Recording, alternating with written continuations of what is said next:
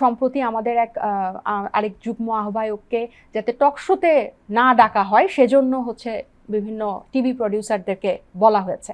তো এগুলো হচ্ছে এক ধরনের, আপনাদের ওই যুগ্ম আহ্বায়ক ফেসবুকে কিন্তু স্ট্যাটাস দিয়েছেন। হ্যাঁ হ্যাঁ, এবং আমি নিজেও কিন্তু, আমার সাথেও একজন বিএনপি পন্থী একজন গেস্ট ছিলেন, উনি আমি আছি দেখে এবং উনি আমাকে খুব জুনিয়র মনে করেন, উনি অনুষ্ঠানের আগে এসে চ্যানেল থেকে চলে গেছেন।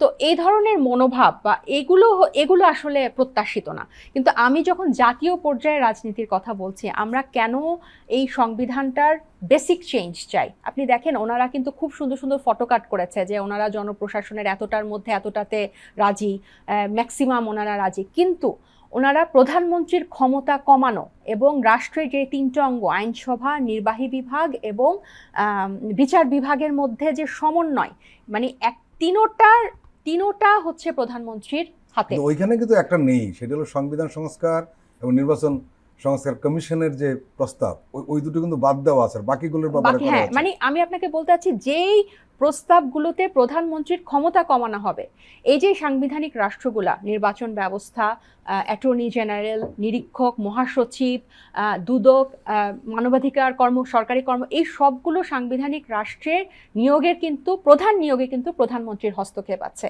রাষ্ট্রপতি যে বিচারপতি নিয়োগ দিবে ওটাও কিন্তু প্রধানমন্ত্রীর পরামর্শে। বিএনপি কিন্তু 55 অনুচ্ছেদ নিয়ে কোনো কথাই কিন্তু বলেননি। আমরা কিন্তু বিগত দিনে দেখেছি যে 48/3 যে অনুচ্ছেদ আছে ওইটার ব্যবহার করে কিন্তু উনি রাষ্ট্রপতিকে পরামর্শ দিতে পারেন।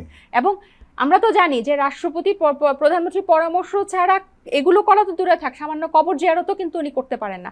তাহলে এই যে সব ক্ষমতা ওনাকে দেওয়া, যে প্রধানমন্ত্রী হবে সে দলের প্রধানও হবে, সে সংসদের প্রধানও হবে, তাহলে কিন্তু এই সংসদে আপনি এই যে আইনসভার উপর নির্বাহী যে ক্ষমতার একটা পুরো আওতাধীন, মানে এবং সব ক্ষমতা একটা অঙ্গ যে আরেকটা অঙ্গকে ব্যালেন্স করবে, এটা কিন্তু সম্ভব না। আপনি দেখেন সম্প্রতি ট্রাম্প কিন্তু ক্ষমতায় আসার পর অনেকগুলো নির্বাহী আদেশ জারি করেছে, তার মধ্যে ফেডারেল কোর্ট কিন্তু প্রায় 22টা-25টার মতো স্থগিত করে দিয়েছে। বলা হয় যে আমাদের প্রধানমন্ত্রী আমেরিকার প্রধানমন্ত্রী থেকেও ক্ষমতাধর, কারণ আমেরিকার প্রধানমন্ত্রী আইনসভা এবং বিচার বিভাগের উপর কিন্তু তার হাত নাই, সে শুধু নির্বাহী, কিন্তু আমাদের প্রধানমন্ত্রীর সব কিছুর উপর হাত আছে।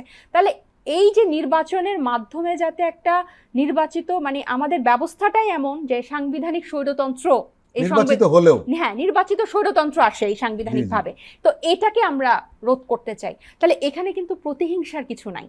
এবং আরেকটা যেটা, এই যে আইনসভায় যে সংখ্যাগরিষ্ঠ নিরঙ্কুশ যে একটা সংখ্যা, তাদের পুরো সরকারি দলের আধিপত্য, এইটাকে ব্যালেন্স করার জন্য আমরা কিন্তু আপার হাউসে পিয়ার কথা বলেছি।